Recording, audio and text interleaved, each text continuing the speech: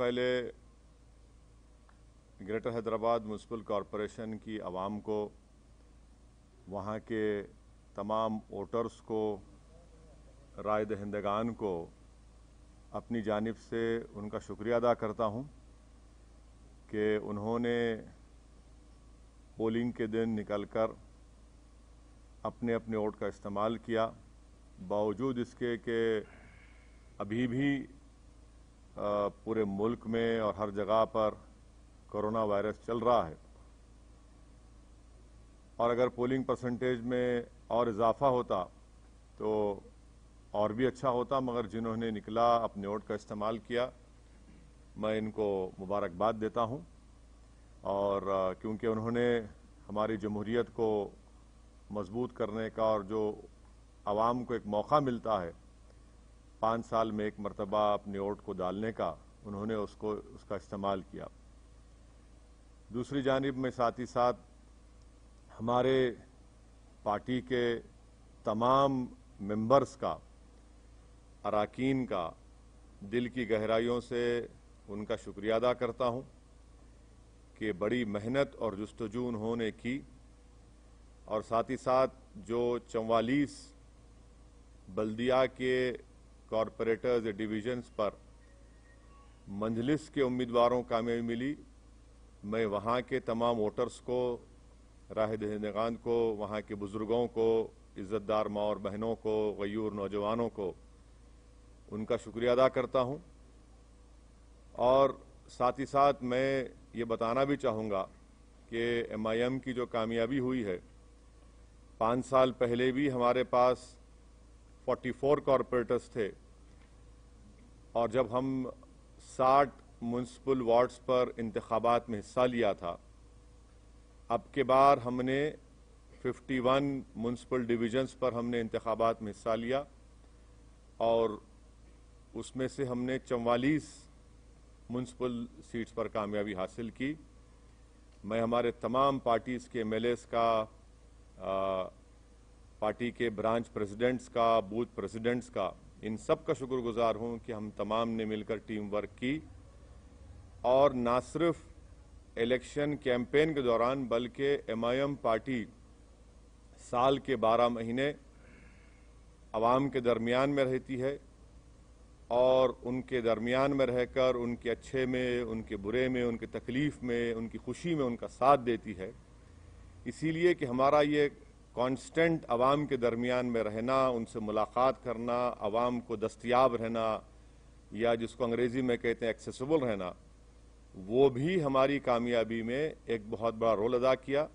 साथ ही साथ जब 3 महीने लॉकडाउन था, उस दरमियान में MIM पार्टी की तरफ से लॉकडाउन में गरीब आवाम की खिदमत करना, उनमें तमाम रेशन किट्स को उनमें जाकर उनको पहुंचाना घर तक, पेशेंट्स जो बीमार पड़ रहे थे उनके लिए अस्पताल में इंतज़ाम करना, और फिर जो हैदराबाद में 100 साल के बाद इतनी ज़्यादा बारिश आई, उस 2-3 दिन के अंदर जो MIM के तमाम जिम्मेदारान ने मेहनत की, और बाद में हमने उनको जो रिलीफ पहुंचाया, यकीनन वो भी इसमें बहुत बड़ा रोल अदा किया।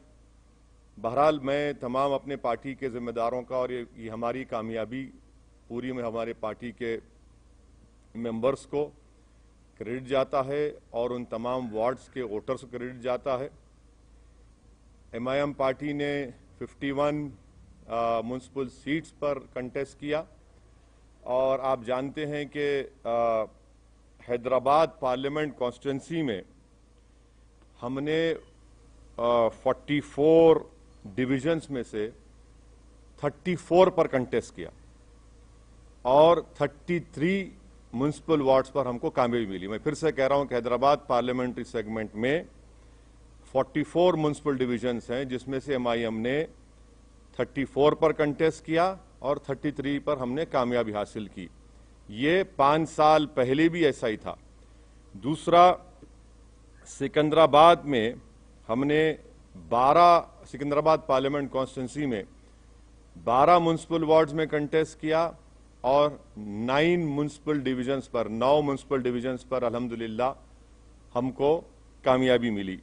वैसे ही हमने 3 municipal wards Malkajgiri parliament segment में हमने इंतखाबात में हिस्सा लिया, हमको कामयाबी नहीं मिली। 2 म्युनिसिपल डिवीजन हमने चिवल्ला पार्लियामेंट कॉन्स्टिट्यूंसी में हमने लड़ा और दोनों पर हमको कामयाबी मिली। तो मैं फिर से अल्लाह सुब्हाना व तआला का शुक्रगुजार हूं कि परवरदिगार ने हम पर बहुत बड़ा रहम और करम किया और हमारी पार्टी को इन गरीब आवाम की दुआओं को कबूल किया और हमको कामयाबी से हमकिनार किया। हमारे जो 44 सीट थे अल्हम्दुलिल्लाह हमने उसको रिटेन किया और जो 7 म्युनिसिपल वार्ड्स पर हमको कामयाबी नहीं मिली उसके ताल्लुक से हम लोग बैठेंगे, बात करेंगे। मगर मैंने हमारे तमाम जीतने वाले जितने भी नए नौ मुंतखब शुदा या न्यू कॉरपोरेटर्स हैं उन सब से मैंने बातचीत की है और उनसे मैंने कहा कि भाई साहब कल से आप लोग तमाम अपने काम का आगाज़ शुरू कर दीजिए। हमने जो आवाम से वादे किए थे उसको पूरा करने का कल ही से वक्त शुरू होता है। और साथ ही साथ मैं बताना ज़रूरी समझता हूँ आप तमाम को कि पुराना पुल डिवीज़न से राजमोहन चौथी मरतबा MIM पार्टी के म्युनिसिपल कॉरपोरेटर के तौर पर जीते हैं। कारवान से हमने स्वामी यादव को टिकट दिया था राजेंद्र यादव साहब की जगह पर, उनको कामयाबी मिली। तो ये हमारी परफॉर्मेंस था जिसको मैं समझता हूं कि मैं इससे मुतमईन हूं। और हमारा जो अगर आप बोलेंगे कि स्ट्राइक रेट है 51 म्युनिसिपल वार्ड्स में, ये हमारा मैं समझता हूं कि सबसे बेहतरीन स्ट्राइक रेट रहा है।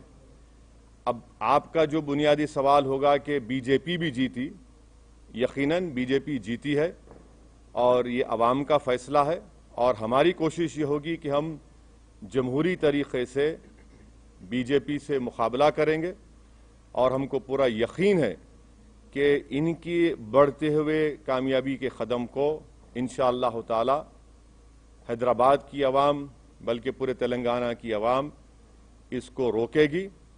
और मुझे ये भी कहना पड़ेगा कि तेलंगाना में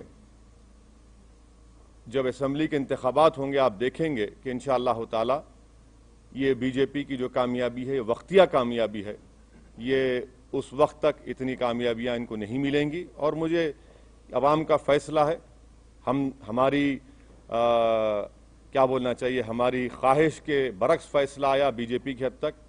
मगर MIM पार्टी को तो मैं समझता हूं कि हमने तमाम बड़ी मेहनत की और उसका नतीजा हमको अल्लाह सुब्हाना व तआला ने और हैदराबाद की आवाम ने हमको दिया है। शुक्रिया।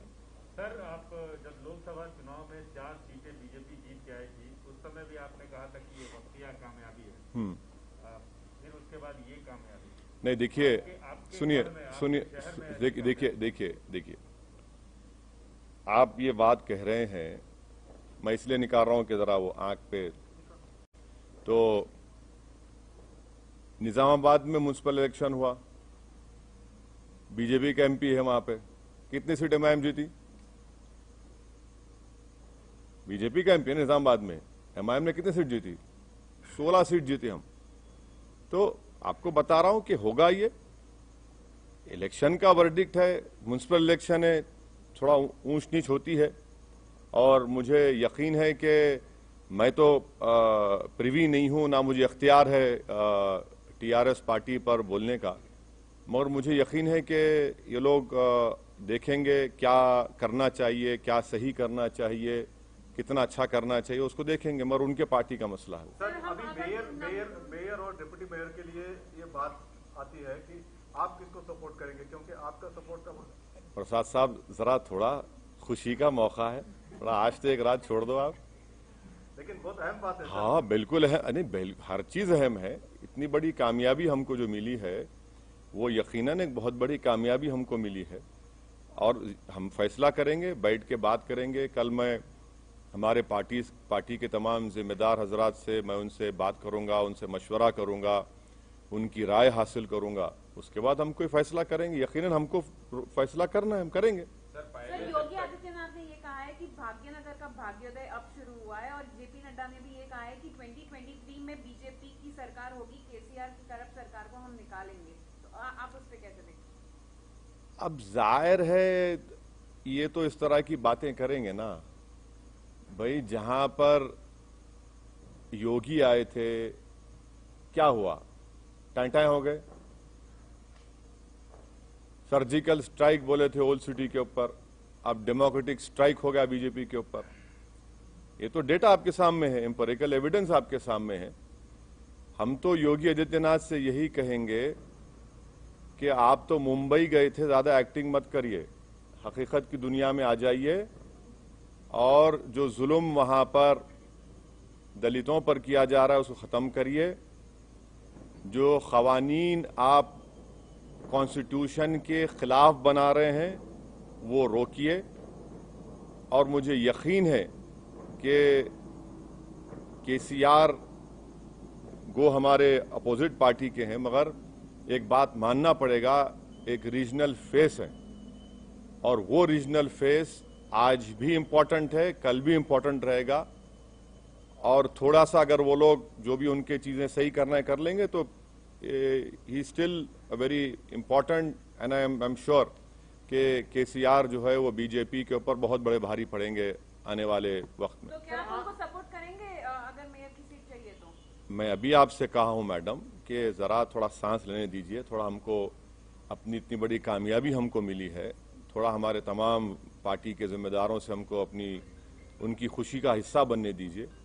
और कल सुबह में हम तमाम पार्टी के हमारे जिम्मेदारों से, एमएलएज हैं, एमएलसीज हैं, सीनियर हमारे पार्टी के लीडर्स हैं, उन तमाम से बात करेंगे, मशवरा करेंगे और जो भी फैसला होगा आप तक पहुंचाएंगे। सर, आपने अपने घर हैदराबाद से अपील की थी जब चुनाव प्रचार कर रहे थे कि बीजेपी को यहाँ पर कंप्लीटली रिजेक्ट किया जाना चाहिए, लेकिन आप ही के घर में बीजेपी नंबर कहाँ देखिए, आप लोग नेशनल चैनल पे आपको बड़ी मोहब्बत हो गई असदुद्दीन ओवैसी के, ओवैसी के घर में।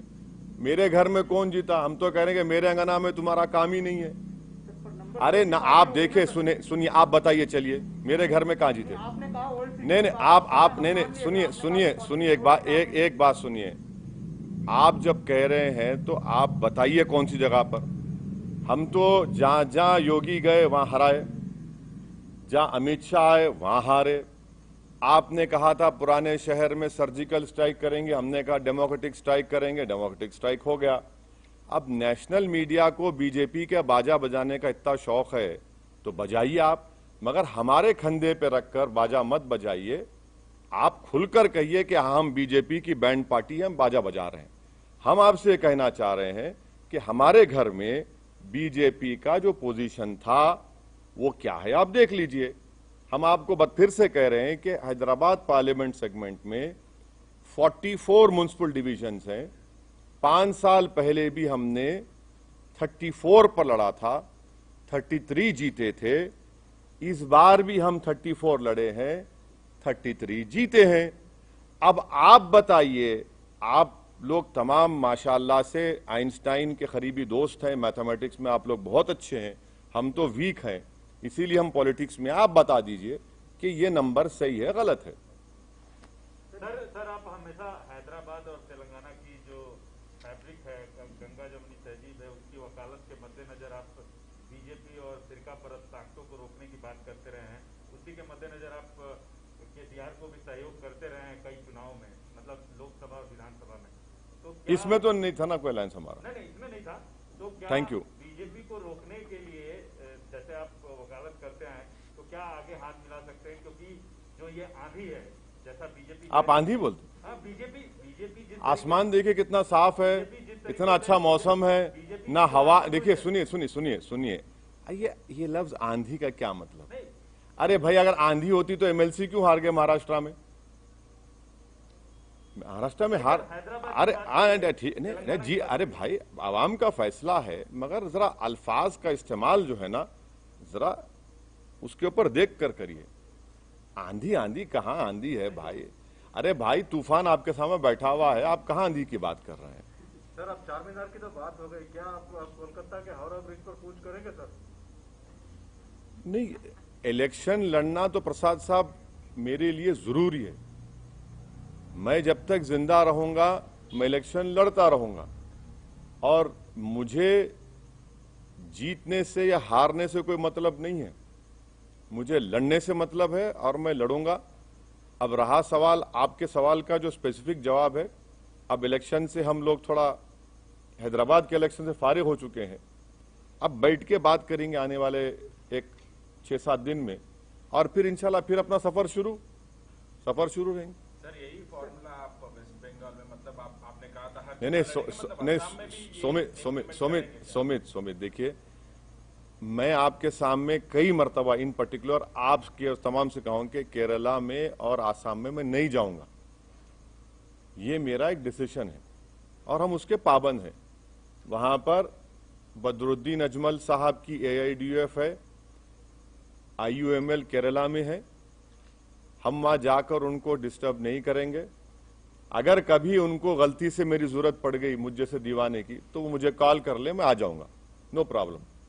सर मतलब सर बीजेपी ये भी कह रहा है सर, ये बीजेपी ये भी सर बीजेपी नहीं, ये केरला और आसाम की बात कर रहा हूं। वेस्ट बंगाल, तमिलनाडु में तो लास्ट टाइम लड़े हम लोग, एक सीट लड़े थे, वानियमबाड़ी की सीट लड़े थे हम लोग एक, बिल्कुल तमिलनाडु में लड़ेंगे, क्यों नहीं लड़ेंगे।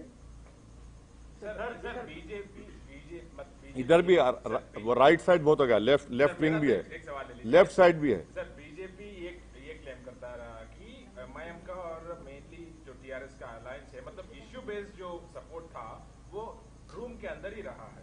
तो मतलब सर ये तो इसका मतलब ये है, इसका मतलब है कि बीजेपी को ये मालूम कि मैं टॉयलेट में जा रहा हूं तो क्या हो रहा है, क्या बात है यार। सर जिस तरह से ये मुद्दे उठाए गए थे इस बार बीजेपी के द्वारा, जिस तरह का ध्रुवीकरण किया गया था, क्या आपको लगता है कि ये कहीं ना कहीं काम किया और आने वाले चुनाव में जो इसे और ज्यादा मजबूती के साथ पेश करेगी बीजेपी? मेरे कॉन्स्टिट्यूंसी में तो काम नहीं किया। सुनिए, सर्जिकल स्ट्राइक बोले, ओल्ड सिटी में 30,000 रोहिंग्या बोले, पूरे पुराने शहर की जनता, चाहे वो हिंदू रहो या मुसलमान रहो, बंगाली रहो, दलित रहो, बैकवर्ड क्लास के रहो, हमारे मारवाड़ी कम्युनिटी के, सब बोले कि नहीं, no surgical strike, only democratic strike चलेगा, और यहां से हमने बीजेपी को हराया। अब दूसरी जगह का ये एक म्युनिसिपल इलेक्शन है, मुझे यकीन है कि मुझे कोई बता रहे थे कि मिस्टर KT रामाराव जो वर्किंग प्रेसिडेंट हैं, उन्होंने अपने PC में कुछ बातें कही हैं, और मुझे यकीन है कि एक के चंद्रशेखर राव बहुत ही मंजेवे सियासतदान है, वो डायरेक्ट हर चीज का चार्ज लेंगे और वो देखेंगे कि क्या करना है क्या नहीं करना है, और उनके पार्टी का मामला है। अब जहां तक बीजेपी का मामला है, वो तो यही बात करते आएगी ना कि रोहिंग्या, बांग्लादेशी, अफगानी और सर्जिकल स्ट्राइक, जिन्ना, तो ये सब रिजेक्ट हो गया। जिसको जिन्ना बोले, पब्लिक बोली जिन्ना नहीं, वो हमारा जीना मरना हमारा और एतमाद हम पर किया, हम कोर्ट दिया। तो ये तो चलता है, बीजेपी की अपनी लैंग्वेज कहां बदलेगी बीजेपी। सर मेरा सवाल ये है कि क्या आपको लगता है कि ओल्ड हैदराबाद और AIMIM को टारगेट करके कहीं ना कहीं बाकी का जो GHMC का इलाका था वहां पर जो है, अब देखिए, अब ऐसा है ना मैडम, अब किसी के घर में कल सुबह में भैंस या गाय दूध नहीं देंगी, मेरे को बोल दो आप, मैं जिम्मेदार हूं। सुबह कल मुर्गी पुकारेगी नहीं, सुबह 4 बजे, अरे शायद ओवैसी यहां से गया होगा, अरे छोड़ दीजिए ना। कहने हर चीज में आप लिखिए ओवैसी के घर में ऐसा हुआ, अरे मैं कहां जिम्मेदार हूं, मेरे घर का तो मैं रिकॉर्ड पेश कर दिया आपको, अब दूसरों को बताना पड़ेगा। कब तक आप लोग हमको इस्तेमाल करेंगे भाई? दिल्ली के स्टूडियो में बैठ के ओवैसी, अरे भाई छोड़िए हमको, हमारा रिकॉर्ड सामने है, हम लड़े 51, अगर हम लड़ लेते 80 तो क्या होता फिर? हाँ, ये भी तो सोचो आप। सर बीजेपी का 4 से 45 हो जाना क्या आपके लिए चिंता की बात? हाँ, बीजेपी का 4 से 45 बोले एक मिनट। सर बीजेपी जहां MIM का कैंडिडेट नहीं था, वहां ओवैसी और MIM को टारगेट कर रही थी और ये अचीवमेंट उसको मिला। तो क्या आपको नहीं लगता है कि इस तरह से करके पोलराइज किया और ये चीजें आई? अरे आप, मेरे को एक बात समझ में नहीं आ रही, आप कब तक मेरा नाम लेते रहेंगे? माने बीजेपी आपको नहीं, आप माशाल्लाह से आप अनबायस थे, मेरे को मालूम नहीं, मगर कब तक मेरा नाम लेंगे आप? भाई मेरा नाम कब तक लेंगे? भाई वहां पर जब हम 51 सीट्स में अगर मैं 44 जीत रहा हूं, आप मेरा नाम क्यों लेंगे? भाई मुझसे पूछिए ना कि आप 7 सीट पर क्यों हारे, वहां पर कितनी जगह और बीजेपी जीती बता दीजिए, हम बोलने तैयार है आपको। मगर हर जगह पर असदुद्दीन ओवैसी एमआईएम करना गलत है। वो नहीं, मैं जो भी कर रहे हैं वो गलत है, और अगर कर भी रहे हैं तो उनका नेगेटिव वोट है, वो कभी भी चेंज हो जाएगा, देखना आप। सर जिस पार्टी की आप अरे उनको बोलने दो हमारे। अगर आप टीआरएस से हाथ मिलाते हैं जीएचएमसी इलेक्शन में, आप टीआरएस के पास जाएंगे या टीआरएस आपके पास बुलाएंगे? हाथ मिलाते जीएचएमसी इलेक्शन में अभी जो हुआ है चुनाव में, सर अभी तो फंस गया ना मामला, तो अभी फंस गया ना सर? फंस गया। हाँ सर, एक्स ऑफिशियो वोट पे अगर डालेंगे तो हाँ? फंस ही गया ना सर। अगर उनके पास तो 30 एक्स ऑफिशियो वोट्स है, अगर वो भी मिलेंगे तो कार फंस की ही गया ना चाबी मामला। कार की चाबी और स्टीयरिंग आपके हाथ में है। नहीं, मैं आपसे रिक्वेस्ट कर रहा हूं, मेरी गाड़ी में बैठो आप। आजकल तो लोग हमारी गाड़ी में रोक के हाथ मिला रहे हैं, उसको भी आप लोग चला रहे हैं, वायरल बना रहे हैं। अरे क्या बात है, कोई बात है? अरे कोई नहीं है, नहीं, हमारी गाड़ी अलग है, उनकी गाड़ी अलग है। क्या हम क्या भूखे फकीर है? गाड़ी नहीं है हमारे पास, मोटरसाइकिल है, मोटरसाइकिल फिरा। अरे क्या बात कर रहे हैं आप? क्या? सुनिए एक बात सुनिए, ये पूरे इलेक्शन कैंपेन में मैं खुद अपनी मोटरसाइकिल पर 650 किलोमीटर फिरा हूं। अब बोलो आप, और 65 पब्लिक मीटिंग एड्रेस किया मैं। अब रहा सवाल कि आपका इनडायरेक्ट, नहीं, मेरी गाड़ी अच्छी है। मैं आप तमाम को दावत दूंगा, अगर कहीं बैठना है तो आइए, लिख जाता हूं आपको, हैदराबाद का दिखाता हूं आपको। जहां तक मेयर डिप्टी मेयर का सवाल है, आप टाइम दीजिए, कल मिलेंगे, थोड़ा खुशी का मौका है, थोड़ा उसको एंजॉय। नहीं, गाड़ी नहीं है मेरी गाड़ी। देखिए सुनिए, जहां तक एमआईएम पार्टी का जो डिसीजन होगा वो मैंने फिर से आपको रिटीरेट कर रहा हूं, फिर से बोल रहा हूं कि हम अपने पार्टी के एमएलए से, एमएलसी से, पार्टी के सीनियर लीडर से, हमारे पास एक प्रोसेस है, हम लोग बैठेंगे, बात करेंगे, उसके बाद बताएंगे आपको। इतनी जल्दी क्यों आपको है? हेडलाइन न्यूज आप जब बनाइए, अभी क्यों बनाएंगे? सर खुशी का मौका है, सर आपके लिए खुशी का मौका है, बहुत खुश हैं। टीआरएस हारी है, आपकी दोस्त है, हारी है, आपको फिर भी खुश है, बताइए। नहीं, देखिए आप क्या बोलना चाह रहे हैं? नहीं, क्या बोलना चाह रहे हैं आप? बोलिए। आपने क्या बोलना चाह रहे हैं? नहीं, अरे देखिए ना, बगैर आपके सपोर्ट के तो आगे नहीं बढ़ सकते सर। अरे भाई साहब, ये तो अभी तो इस रात को तो गुजरने दीजिए, कल सुबह का सूरज नया निकलेगा, कल बात करेंगे, बात करके पार्टी में क्या होगा, क्या करना है, कैसा करना है। हम कहां छोड़ के भागेंगे आपको? ना आप छोड़ेंगे ना हम छोड़ेंगे आपको, फिक्र मत करिए। ऑलरेडी कॉल नहीं आया है सर। हाँ, आपको कॉल ऑलरेडी, मेरा फोन आप रख लो, सुबह तक अगर आप सो गए तो आप मेरे को सुबह लाके दे दो, आप रख लीजिए फोन, मैं देने तैयार हूं आपको मेरा फोन। एक सवाल पूछ ले सर, एक सेकुलर पार्टी लॉस की है, उसका आपको दुख है या खुशी है?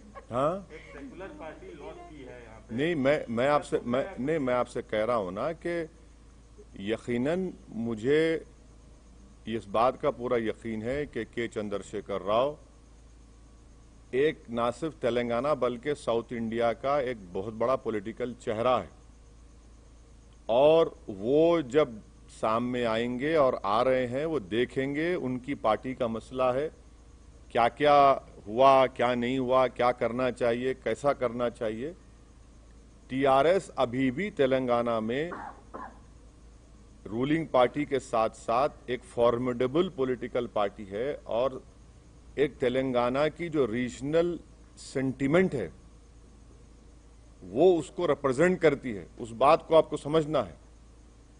और यकीनन उनको नहीं मिली, वो नियरली 42-43 सीट्स पर उनको नाकामी मिली।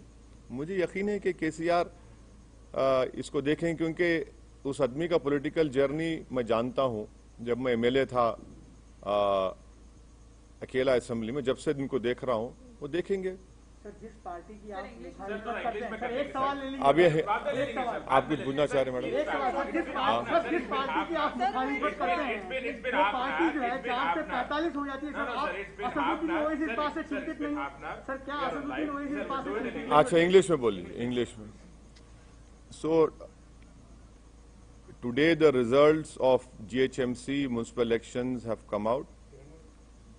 I want to thank the people of Greater Hyderabad Municipal Corporation and all the people who have come out and voted on the polling day. I was hoping and expecting that the polling percentage would be more higher, but anyway, the people have come out and voted, and I'm very grateful and thankful to them that despite COVID and Corona still being there, they have come out and voted for their respective political parties. I am thankful to the Almighty Majestic Allah Subhanahu wa Ta'ala for His great blessings, and I'm also thankful to the people of Hyderabad, the voters of those 44 municipal wards where MIM party could regain them. I'm extremely thankful, and I have no words to thank my party members, my MLAs, my MLCs, my colleague who had, from Imtiaz Jalil, who had come down and campaigned here, and to all of them whose hard work, Alhamdulillah, Allah Subhanahu wa Ta'ala and the people of Hyderabad have rewarded us. We were able to retain the 44 municipal wards out of the 51 we had contested, and this is the highest strike rate of a political party. And let me also please remind you that 5 years ago, MIM had contested 60 municipal wards and we could win 44. This time we contested 51, we could win 44. And to all the national channels, I would urge them to listen to what I am telling now, that in the Hyderabad Parliament constituency, which also includes the heart of Hyderabad, जिसको हम बोलते धड़कता हुआ दिल of Hyderabad, where BJP said we'll do a surgical strike, the people of Old City have done a democratic strike on the BJP and Sangh Parivar. In the Hyderabad Parliament constituency, there are 44 municipal wards. MIM party contested 34 and we won 33. This is the same number which we contested 5 years ago, and now it is the same number. In Chivalla Parliament constituency, we contested 2 municipal wards. We again retained them, Alhamdulillah. In Malkajgiri Parliament segment, we contested 3 municipal wards. We could not win. In Sikandrabad Parliament constituency, MIM contested 12 municipal wards. We won 9. That is the exact position of the victory of MIM party. And thirdly, I have spoken to all my newly elected municipal corporators. I have congratulated them, and I have reminded them that it is their victory has been possible only because of the Almighty God, the hard work put in by all the MIM members, and because of the voters of their respective wards. And I have told them in clear terms that their work should start from tomorrow onwards, and they should try and fulfill the promises that have been made by the MIM party to the electorate of that respective municipal wards. And may I also tell you that this victory also shows that MIM party's continuous work of being in the midst of the common man, representing them, being in their happiness, helping them when they are in trouble, and helping them whenever they required any helping hand. That is why the MIM party could retain 44 municipal wards. Tremendous yeoman work was done by MIM MLAs, MIM members during the lockdown period, wherein MIM MLAs and members, they took a huge risk on their lives, and during the peak of Corona, we were able to distribute whatever we can from our side, ration kits to not only people of Hyderabad and Secunderabad, but even to migrant laborers. And also when the unfortunate floods took place in Hyderabad, those 3 days, the MIM cadre, MIM MLAs, everyone were out there on the streets, on those inundated areas where thousands of houses were submerged in water. We were doing our utmost best, and people have seen that it is the only party in Hyderabad whose offices are open 6 days a week, where MLAs, corporators, MPs sit in front of the people and address them and meet them, and they are very accessible as compared to other political parties. As far as the election of mayor and deputy mayor is concerned, we want to savor this moment of our victory, and we are thankful to the people of Hyderabad. In all humility, I salute them, and I have no words to thank them. But tomorrow I will be meeting my party MLAs, my party MLCs, my senior leaders. We will be speaking to them. I'll be asking for their views and their advice, and accordingly we will take a decision, and definitely we will let you know. So this is what I have to tell you as far as today's electoral verdict of Greater Hyderabad Municipal Corporation is concerned. Sir, as you said, the people have done democratic strike on the BJP party Sangh Parivar. And sir, after massive aggressive campaigning by the big guns like big faces who have landed in Hyderabad city of who also इतना बड़ा gun यहाँ बैठा हुआ है, तुम्हारे को वही gun दिख रहा है? हाँ, तोप है ये?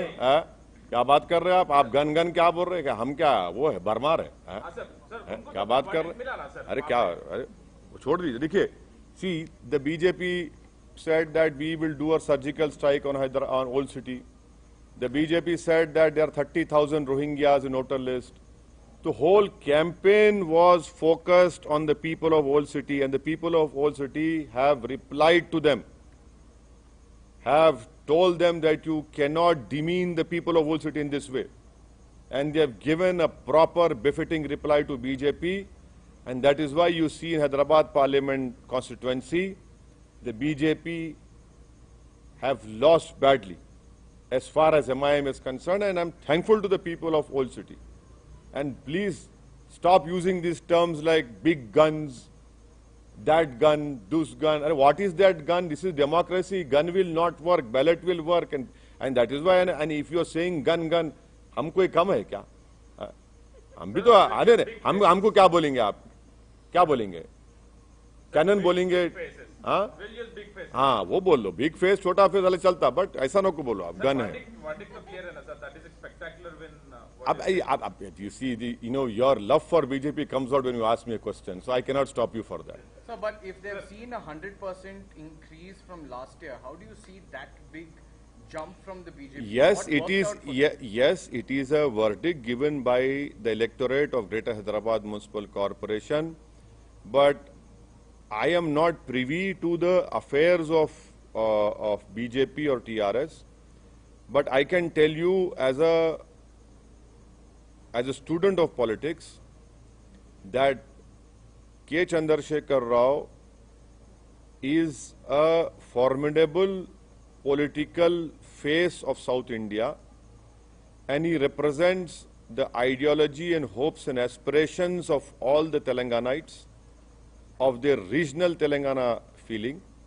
And I'm sure that he will look into all what wrong has happened. And the little I know of KCR, I'm sure that he will rectify those things, and he's still the face of Telangana and its ideology. No, sir, you as an MP of Hyderabad, how do you see this jump? That is what I'm asking, because you have seen this for decades now. So how do you see this jump all of a sudden? See, we have seen these jumping jacks. Jack in the box always happen. Doesn't matter. It has happened, but as far as I am concerned, we have contested 51 seats. So what is that saying? One bird does not make a summer. So it doesn't matter. People of Hyderabad are very sharp, very shrewd, and I'm sure that this is just a one-time victory for BJP in municipal elections, though they can claim everything now because they have won some seats. But definitely in the long run, you will see that things will definitely improve, and their increase, which you are saying, jump and whatever it is, but it will not, it will come down. Sir, well, this formula will be implemented in the West Bengal, as you also said about Assam and Kerala and Tamil Nadu, just also say that. No, as far as contesting in West Bengal is concerned, I'm free from the elections of GHMC. I will speak to my people from West Bengal, and then we'll decide what is wrong in contesting. You must contest elections. A political party must contest elections. We know, see, I am not afraid of losing elections. I have said this many times. And we'll decide what to do. Anything else? Thank you so much. Good night.